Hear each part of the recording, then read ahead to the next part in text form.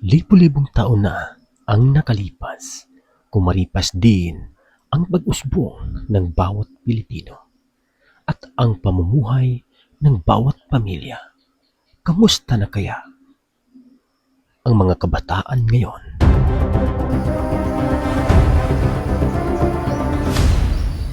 Buseng, pupuntahan natin yung alaga kong kalabaw at sasakay ako doon para kukunin na natin ang kalabaw natin. Tala.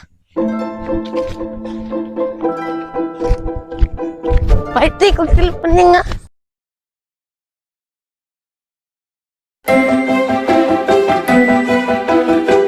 Sa pag-usbong ng teknolohiya, tila naliglang na nga ba ang mga kabataan sa mga samut-saring gadgets sa panahon ngayon?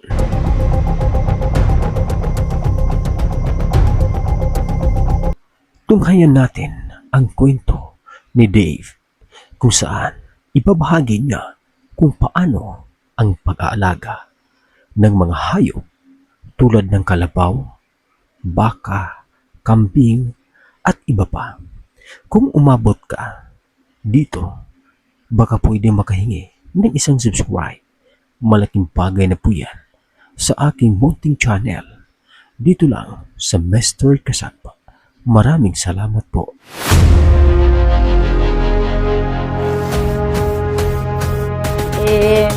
Tatransfer natin doon para may magkain siya.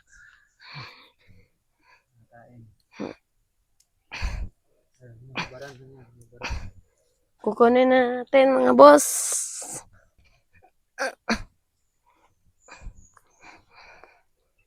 Maliit na bata pero marunong na ng kalabaw.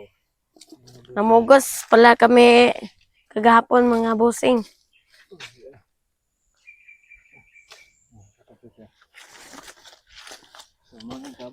Ipa-viral yung kalabaw video na to. Ito pala yung kalabaw namin mga bossing. Ito, malaki na siya. At mayroong anak na pala siya. Mga bossing, dalawa.